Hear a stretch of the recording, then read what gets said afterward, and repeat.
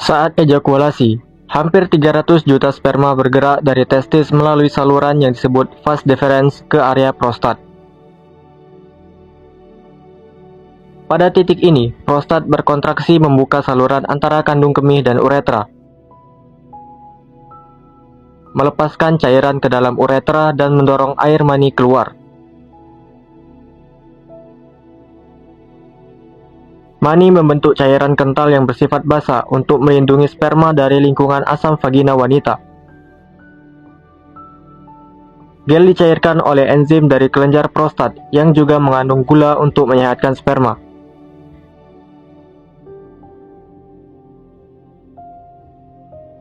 Sperma kemudian tertinggal di vagina. Sperma menggunakan ekornya untuk berenang melalui lapisan lendir serviks yang menjaga pintu masuk ke rahim.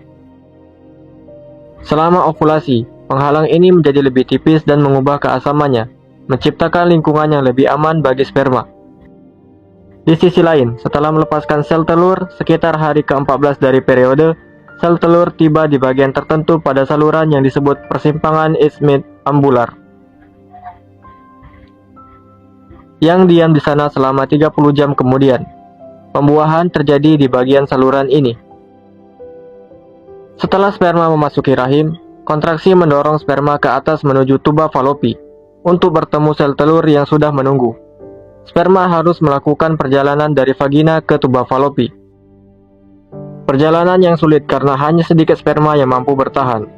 Proses ini mungkin cara alami yang memungkinkan hanya sperma yang paling sehat untuk membawahi sel telur, untuk memberikan peluang terbaik memiliki bayi yang sehat.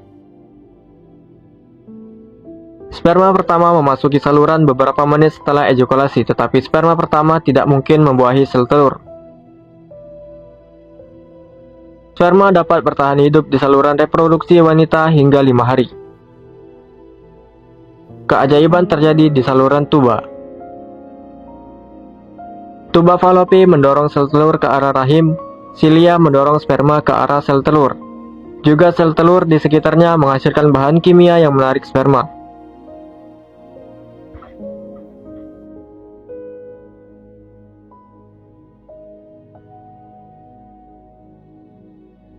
Sperma pertama-tama menggali melalui sel corona radiata, kemudian setelah kontak dengan zona pellucida, sperma berikatan dengan reseptor di zona pellucida. Kemudian tutup sperma yang berisi enzim yang disebut akrosom melepaskan enzim pencernaan yang tersimpan. Akhirnya sperma harus menyatu dengan membran plasma telur. Peristiwa ini menyebabkan selaput telur berubah dan mencegah sperma lain untuk menempel padanya.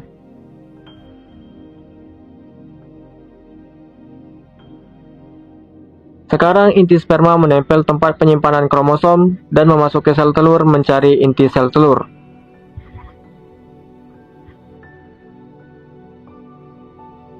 Sel telur menggabungkan materi genetik dengan sperma untuk membuat satu set lengkap DNA kromosom dengan 23 pasang kromosom yang berisi salinan unik setengah gen dari sumber induk.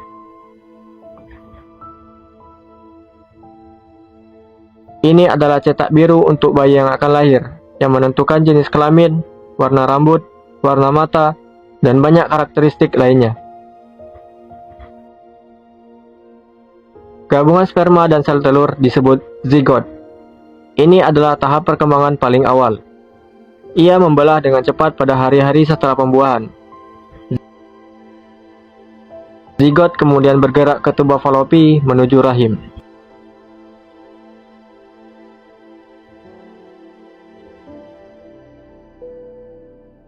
Setelah pembuahan, zigot terus membelah dan berubah menjadi bola blastokista yang terdiri dari 16 sel. Kira-kira 5-6 hari setelah pembuahan yang ukurannya lebih kecil dari ujung pena. Hanya 20-30% sel telur yang telah dibuahi akan mencapai tahap blastokista.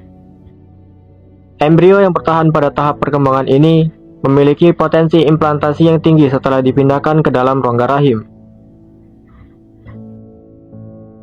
Blastokista menetas dari cangkangnya dan masuk ke dalam dinding rahim. endometria yang berfungsi sebagai sumber oksigen dan nutrisi.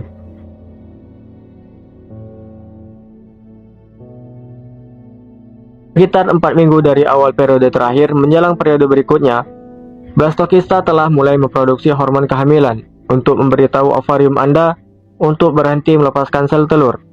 Sejak saat itu, siklus menstruasi berhenti. Blastokista sekarang disebut embrio. Tes kehamilan di rumah mungkin bisa mendapatkan hasil positif. Pada minggu kelima, sistem sirkulasi otak dan sumsum tulang belakang mulai terbentuk. Dan jantung mungil akan mulai berdetak.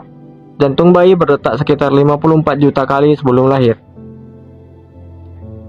Plasenta menyediakan oksigen dan nutrisi untuk bayi yang sedang tumbuh dan membuang produk limbah dari darah bayi melalui tali pusar.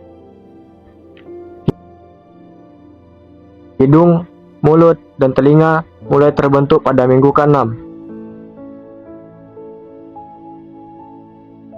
Pada minggu ke-7 dan ke-8, ukuran embrio sudah berlipat ganda sejak minggu lalu. Tangan dan kaki kecil mulai tumbuh. Pada minggu ke-9 sampai 12 kehamilan, embrio disebut janin. Janin hampir sepenuhnya terbentuk dan telah menyelesaikan bagian paling kritis. Bentuk wajah lebih dikenali, kepala janin diputar dan ditekuk ke arah dada dan sesekali dapat menyentuh wajahnya.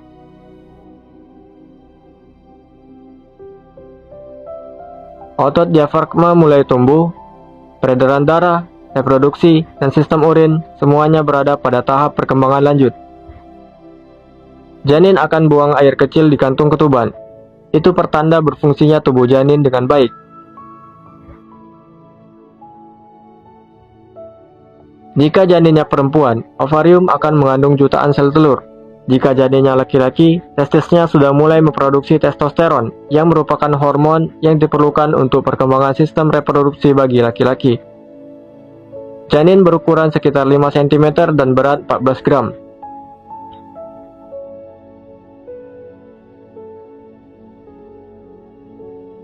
Janin kemudian terus tumbuh dan menjadi dewasa sampai siap untuk lahir.